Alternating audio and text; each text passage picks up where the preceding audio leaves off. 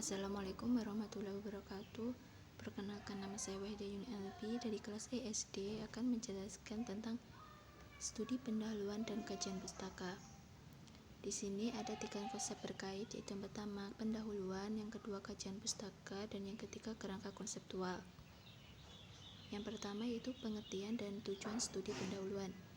Pengertian studi pendahuluan yaitu studi yang dilakukan untuk mempertajam arah studi utama. Studi pendahuluan dilakukan karena kelayakan penelitian berkenaan dengan prosedur penelitian dan hal lainnya yang masih belum jelas. Dengan demikian, studi pendahuluan bisa saja menghasilkan perubahan prosedur penelitian, meningkatkan pengukuran, meningkatkan kepercayaan asumsi, dan desain yang lebih mantap dari studi utama. Tujuan studi pendahuluan ini yaitu untuk mendalami masalah yang telah dirumuskan sehingga peneliti dapat melakukan persiapan secara maksimal.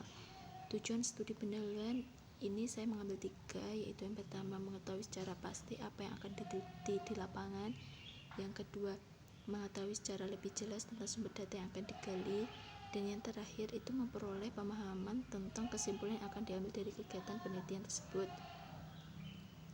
Selanjutnya yaitu pengertian kajian pustaka. Kajian pustaka ini merupakan uraian mengenai kajian literatur yang menimbulkan gagasan untuk menyusun kerangka pemecahan masalah atau proses umum yang dilakukan peneliti dalam upaya menemukan teori. Tujuan kajian pustaka di sini saya beri 4, yaitu yang pertama mengungkapkan penelitian serupa dengan penelitian yang akan dilakukan.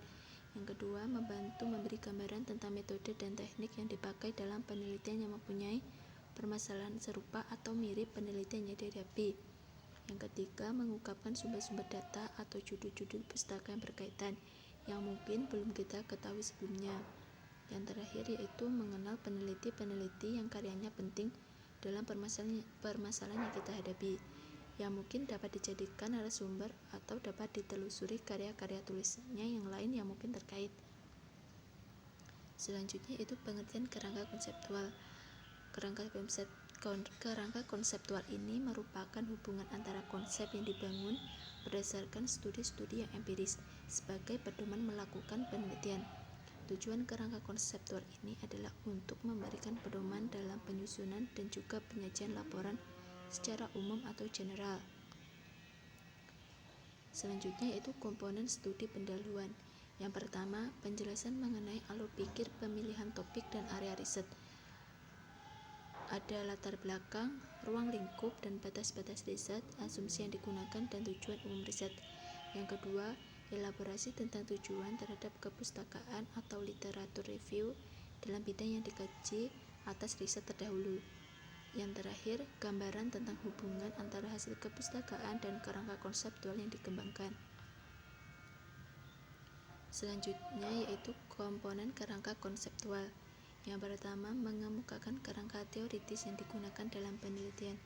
Ini maksudnya yaitu kemampuan seseorang peneliti dalam mengaplikasikan pola berpikirnya dalam menyusun secara sistematis teori-teori yang mendukung permasalahan penelitian. Yang kedua yaitu mendeskripsikan hubungan antara masalah yang diteliti dan kerangka konseptual yang dipakai, bukan membahas komponen-komponen masalah secara berdiri sendiri atau terpisah dari tema pokok penelitian. Yang terakhir yaitu menjelaskan hubungan antara kerangka teoritis dan penelitian terdahulu.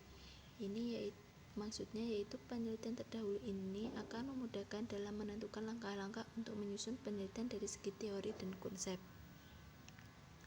Yang selanjutnya yaitu komponen kajian pustaka. Di sini ada 2, yaitu yang pertama melakukan theoretical mapping atas karya terdahulu atas tema yang sedang diteliti, dan bukan sekadar menjelaskan komponen pada tema secara berdiri sendiri. Yang kedua yaitu menggambarkan theoretical mapping atas karya terdahulu tersebut baik dalam ranah subjek maupun lokasi penelitian. Selanjutnya itu contoh kerangka konseptual. Di sini judulnya yaitu Agama dan Ekonomi. Makna agama bagi pedagang Arab di Makam Sunan Ampel, Surabaya. Kerangka konseptualnya itu ada 2, yang pertama kaitan antara agama dan perilaku ekonomi, dan yang kedua yaitu peran pemahaman agama dalam mengarahkan perilaku seseorang dalam berbisnis. Sekian dari saya, kurang lebihnya mohon maaf. Wassalamualaikum warahmatullahi wabarakatuh.